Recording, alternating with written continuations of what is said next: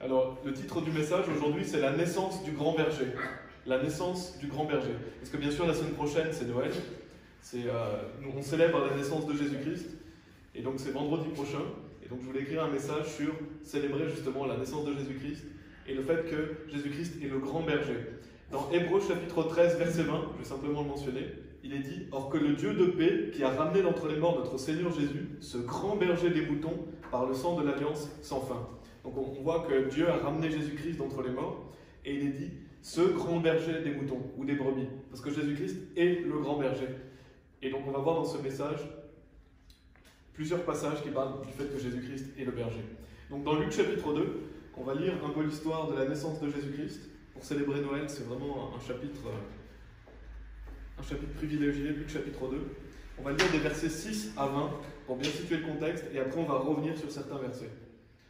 Donc, Luc chapitre 2, verset 6, qui nous dit « Et ce fut ainsi, pendant qu'ils étaient là, que les jours où elle devait accoucher furent accomplis. » Donc en parlant de la Vierge Marie. « Et elle mit au monde son fils premier-né, donc Jésus-Christ, et l'emmaillota, et le coucha dans une crèche, parce qu'il n'y avait pas de place pour eux dans l'hôtellerie. » Verset 8. « Et il y avait dans la même province des bergers restant dans les champs, et veillant leurs troupeaux pendant la nuit. Et voici, l'ange du Seigneur vint sur eux, et la gloire du Seigneur resplendit tout autour d'eux, et ils eurent grande peur. Et l'ange leur dit, n'ayez pas peur, car voici, je vous apporte de bonnes nouvelles de grande joie, qui seront pour tous les peuples. Car aujourd'hui vous est né dans la ville de David un sauveur qui est Christ le Seigneur. Et cela vous sera un signe pour vous, vous trouverez le bébé emmailloté, couché dans une crèche.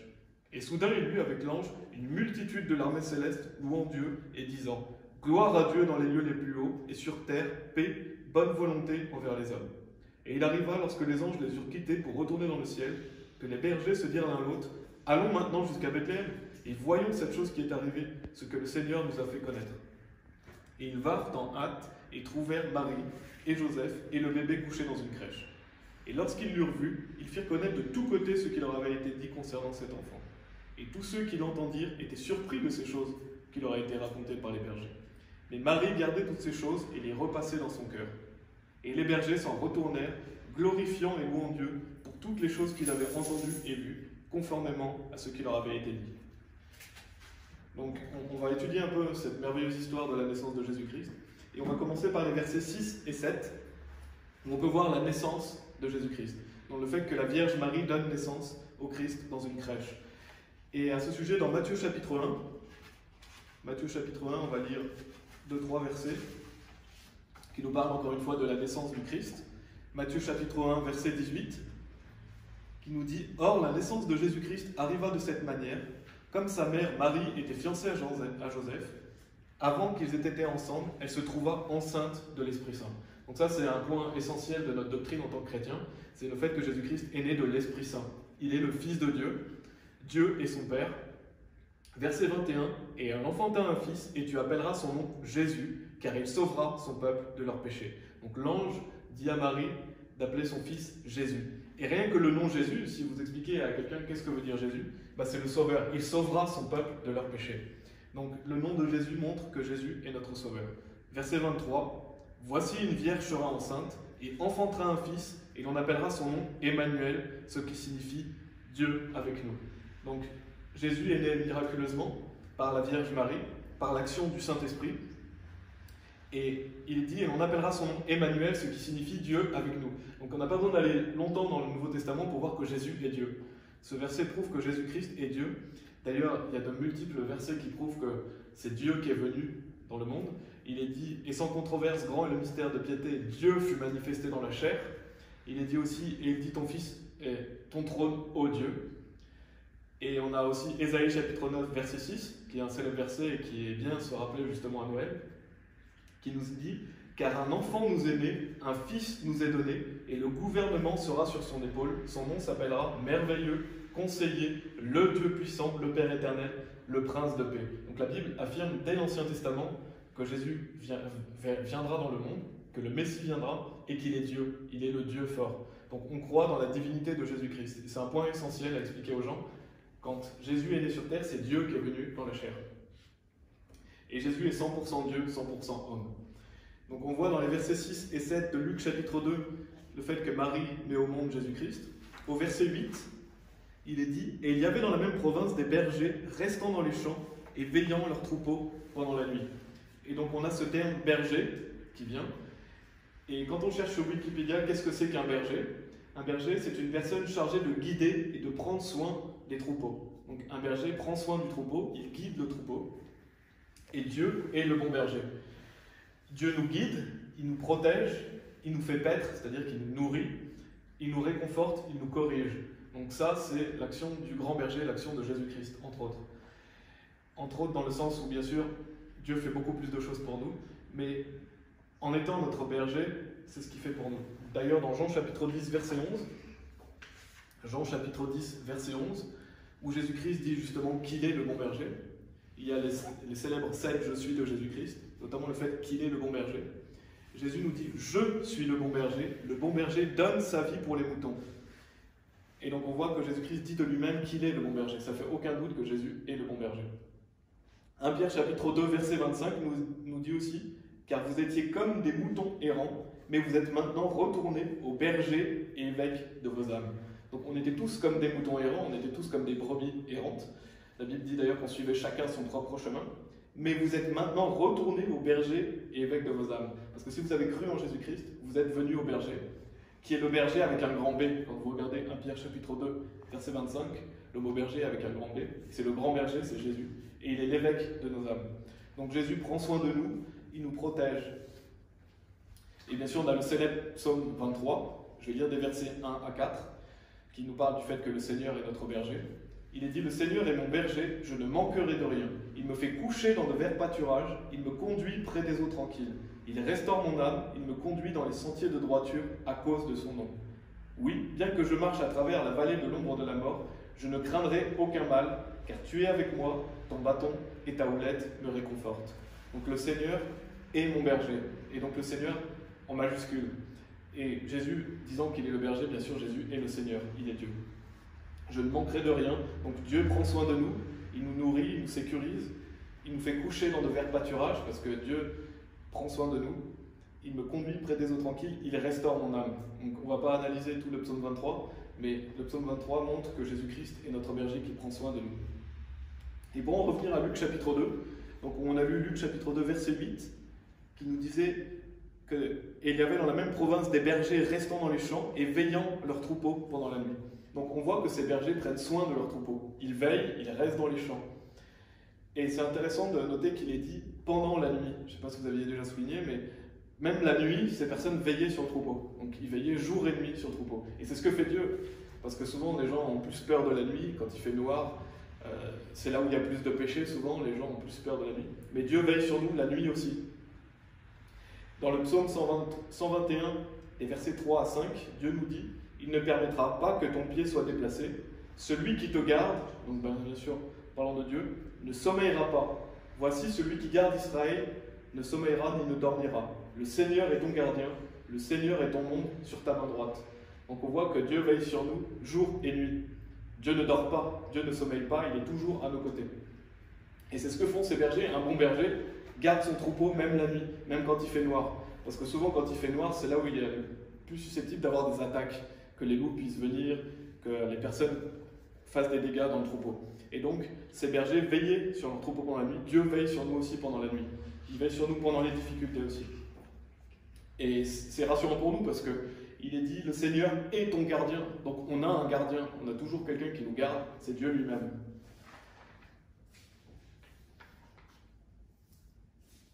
Donc Dieu nous protège, Dieu nous guide, et il nous protège des attaques. D'ailleurs dans le psaume 23, verset 4, que j'avais lu, il est dit « Oui, bien que je marche à travers la vallée de l'ombre de la mort, je ne craindrai aucun mal, car tu es avec moi, ton bâton et ta houlette me réconfortent. » Donc Dieu nous protège des attaques comme les bergers protègent le troupeau des attaques des loups ou des attaques des personnes. Psaume 121, verset 7 nous dit « Le Seigneur te préservera de tout mal, il préservera ton âme. » Donc n'est-ce pas plaisant de savoir que Dieu est avec nous, il nous préserve du mal, il préserve notre âme. Donc Dieu prend soin de nous, il nous protège comme un bon berger, il nous nourrit aussi, parce qu'un bon berger nourrit son troupeau. Au psaume 40, versets 10 et 11, il est dit « Voici le Seigneur Dieu viendra avec une forte main, et son bras dominera sur lui. Voici sa rétribution est avec lui, et son ouvrage devant lui. Il nourrira son troupeau comme un berger, Il rassemblera les agneaux de son bras et les portera dans son sein et conduira doucement celles qui allaitent. Donc on voit que Dieu nourrit son troupeau. Il prend soin de ses brebis, il les nourrit. Comment il nous nourrit? Déjà dans le fait que nous avons de la nourriture physique, bien sûr, mais aussi spirituellement. Il nous nourrit par sa parole. C'est pour ça que c'est important de lire la Bible, parce que Dieu vous parle à travers la Bible. Il faut vous nourrir. Et Dieu, justement, est le bon berger qui sait ce qui est bon pour vous et qui sait ce qui vous nourrit. C'est la nourriture spirituelle. Et d'ailleurs, dans le même psaume, donc ça c'était le verset 10 et 11, qui montre que Dieu nourrit son troupeau. Juste un peu avant, au verset 8, il est dit « L'herbe se dessèche, la fleur se fane, mais la parole de notre Dieu demeure pour toujours. » Donc, quelques versets après, il nous parle justement d'être nourri. Pourquoi? Parce que c'est la parole de Dieu qui demeure pour toujours, qui nous nourrit. On est nourri de la parole de Dieu. Donc, le premier point, c'est que Dieu est notre berger, il nous protège, il nous nourrit. Aussi, on pourrait rajouter le fait qu'il nous corrige. Mais ça, j'en parlerai peut-être dans un autre message, parce que c'est un message à lui tout seul. Mais quand on est enfant de Dieu, Dieu nous corrige, comme un bon berger va ramener ses brebis dans le troupeau. Si quelqu'un s'égare, commet des péchés, Dieu va le châtier. La Bible dit car celui que le Seigneur aime, il le châtie, et fouette tout fils qu'il reçoit. Et pourquoi Dieu nous châtie? Pour qu'on soit participant de sa sainteté. C'est ce qui est dit dans Hébreux chapitre 12, parce que Dieu veut qu'on puisse lui porter plus de fruits. Dieu veut qu'on puisse le glorifier. Si vous commettez des péchés, vous ne glorifiez pas Dieu. Donc Dieu va vous corriger, il va vous ramener sur le droit chemin. Et il faut craindre Dieu. Souvent on entend dans les églises, voilà, la crainte de Dieu, c'est simplement avoir du respect pour lui, de la révérence. Mais la Bible dit non, réjouissez-vous avec tremblement. Donc ce n'est pas un simple respect, on doit trembler devant Dieu. On doit trembler devant la magnificence de Dieu. Parce que la Bible dit qu'on ne se moque pas de Dieu, que ce qu'on sème, on va le récolter. Et on ne se moque pas de Dieu, et Dieu est un feu consumant. Donc on en parlera dans un autre message, mais notre berger, on doit trembler devant lui. Réjouissez-vous avec tremblement. Ce n'est pas un simple respect, c'est une crainte. Et Dieu nous réconforte aussi, parce que Dieu prend soin de nous, c'est le Dieu de réconfort. Donc un bon berger réconforte ses brebis. Et le dernier point par rapport au berger, c'est que Dieu est notre guide. Dans Psaume 48, verset 14, il est dit « Car ce Dieu est notre Dieu, pour toujours et à jamais, il sera notre guide, même jusqu'à la mort. » J'aime beaucoup ce verset, parce qu'on voit que Dieu sera notre guide, même jusqu'à la mort. Donc jusqu'à notre blanche vieillesse, jusqu'à la fin, Dieu est avec nous. Et bien sûr, il faut marcher avec lui. Si vous voulez que Dieu vous guide, demandez-lui de vous guider et marchez avec lui. Dans Proverbe chapitre 3, il est dit « Confie-toi en l'Éternel de tout ton cœur et ne t'appuie pas sur ta propre intelligence. Reconnais-le dans toutes tes voies et il dirigera tes sentiers. » Donc si vous voulez que Dieu dirige vos sentiers, il faut le reconnaître dans toute votre voie. Il ne faut pas vous confier dans votre propre intelligence, mais vous confier en lui, pour que Dieu puisse vous guider. Donc on voit à travers ce verset 8 que les bergers préservent le troupeau, ils veillent sur lui, comme Dieu qui veille sur nous. Au verset 9, de verset 9 à 11, il est dit, dans Luc chapitre 2, verset 9, « Et voici l'ange du Seigneur vint sur eux, et la gloire du Seigneur resplendit tout autour d'eux, et ils eurent grande peur. Et l'ange leur dit, « N'ayez pas peur, car voici je vous apporte de bonnes nouvelles de grande joie, qui seront pour tous les peuples. Car aujourd'hui vous est né dans la ville de David un sauveur, qui est Christ le Seigneur. » On imagine déjà cette scène, les bergers qui sont là au milieu des champs. Et Dieu n'a pas choisi ces bergers par hasard. Dieu a choisi les bonnes personnes, on verra un peu plus loin, que ces personnes-là vont aller témoigner. Donc Dieu avait choisi ces bergers. Imaginez voir la gloire du Seigneur tout autour d'eux, alors qu'ils étaient dans les champs, c'est des bergers qui s'occupent des troupeaux. Et ils voient un ange, et l'ange leur dit justement, « N'ayez pas peur, car voici je vous apporte de bonnes nouvelles de grande joie, qui seront pour tous les peuples. » Donc ces bonnes nouvelles de grande joie, c'est quoi? C'est la naissance de Jésus-Christ. Car aujourd'hui vous est né dans la ville de David un sauveur qui est Christ le Seigneur. Bien sûr, l'évangile c'est la bonne nouvelle. Et pourquoi c'est une grande joie? C'est parce que Jésus est venu dans le monde, il est venu nous sauver. La grande joie, c'est qu'on peut être pardonné gratuitement de ses péchés par la venue de Jésus-Christ. Qu'on puisse aller au paradis. Et c'est ça, quand on célèbre Noël, en fait, on célèbre des bonnes nouvelles de grande joie. La grande joie que le Sauveur est venu dans le monde, le Messie, qui est Christ le Seigneur. Et Philippiens chapitre 4, verset 4 nous dit « Réjouissez-vous toujours dans le Seigneur. » Et de nouveau je dis « Réjouissez-vous ». Donc on doit toujours se réjouir du fait que Jésus est venu sur terre. Toujours se réjouir que Dieu est notre Sauveur. C'est très important de cultiver cette réjouissance. Ésaïe chapitre 61, verset 10 nous dit aussi « Je me réjouirai extrêmement dans le Seigneur. Mon âme s'égaira en mon Dieu, car il m'a revêtu des vêtements du salut, il m'a couvert de la robe de la rectitude, comme un époux se pare d'atour, et comme une épouse s'orne de ses joyaux. » Donc on voit, je me réjouirai comment? Extrêmement. Donc on doit toujours se réjouir extrêmement dans le Seigneur. Pourquoi? Parce qu'il est notre salut. Il m'a revêtu des vêtements du salut. Donc Dieu nous a sauvés gratuitement. Il nous a revêtus de sa justice. Il m'a couvert de la robe de la rectitude.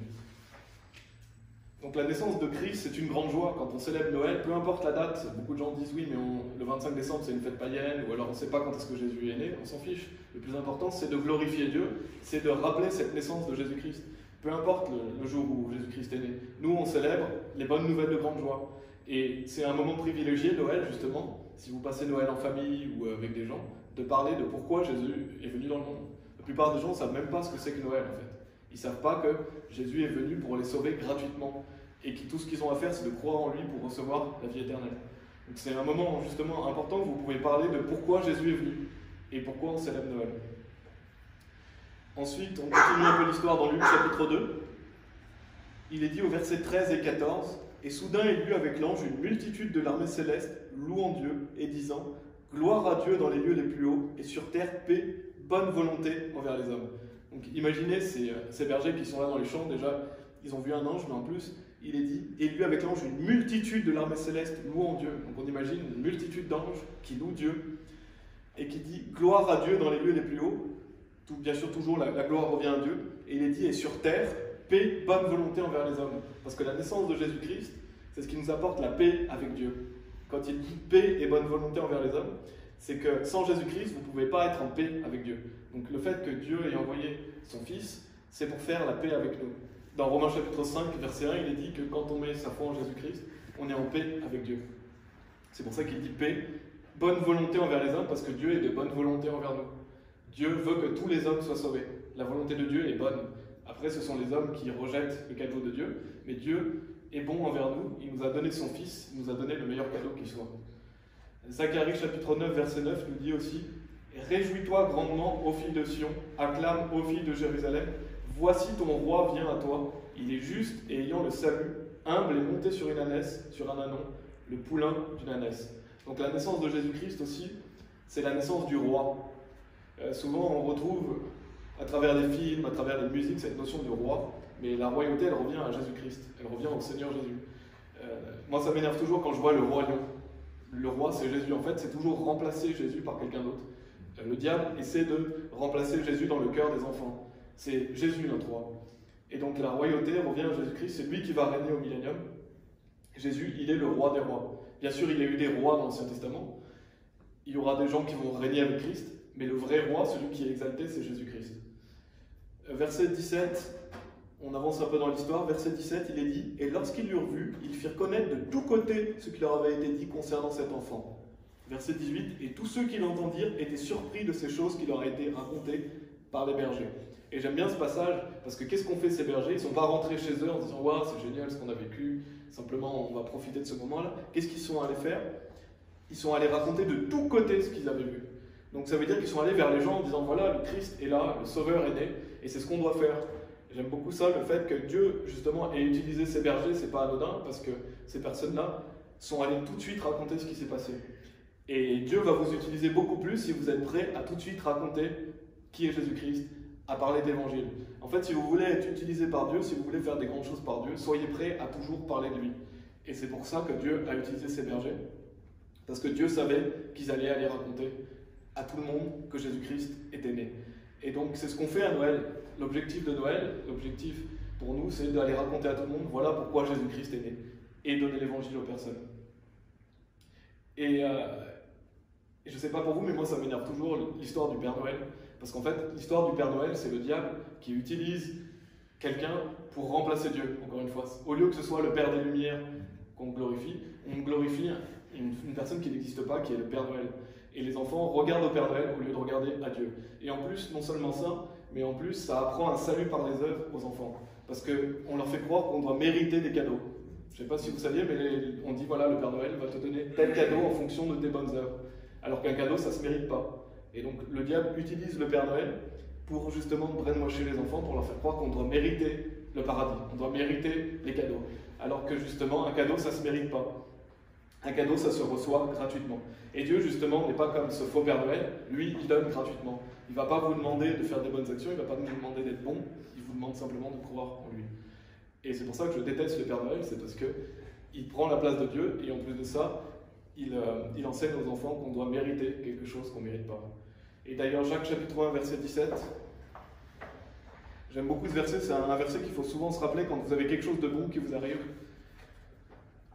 que Dieu est derrière tout cela. Il est dit « Tout bon don et tout don parfait est d'en haut et descend du Père des Lumières, avec lequel il n'y a ni variabilité, ni ombre d'une inflexion. » Donc toutes les bonnes choses qui vous arrivent dans notre vie, tous les dons parfaits, ça vient toujours de Dieu. Il faut toujours glorifier Dieu. Ça descend du Père des Lumières. Donc ça ne descend pas du Père Noël, ça descend du Père des Lumières. Ça descend de Dieu. C'est lui qu'on doit glorifier, avec lequel il n'y a ni variabilité, ni ombre d'une affliction, parce que Dieu est parfait. Donc profitons de ce moment de Noël pour parler de Dieu, et faisons comme il est dit dans Luc chapitre 2, verset 11, pour conclure ce message. Luc chapitre 2, verset 11, qu'est-ce qu'on doit dire aux gens? Car aujourd'hui vous est né dans la ville de David un sauveur, qui est Christ le Seigneur. Donc c'est pour toutes les générations, Jésus-Christ est venu une seule fois. Annonçons aux gens que le sauveur est né dans le monde, que Christ le Seigneur est venu, et qu'ils peuvent être sauvés gratuitement. En fait, il n'y a pas de meilleur cadeau de Noël que de recevoir gratuitement la vie éternelle. Et il n'y a pas de meilleur cadeau à faire aux autres que leur parler de Jésus-Christ. Voilà, que Dieu soit loué. Amen.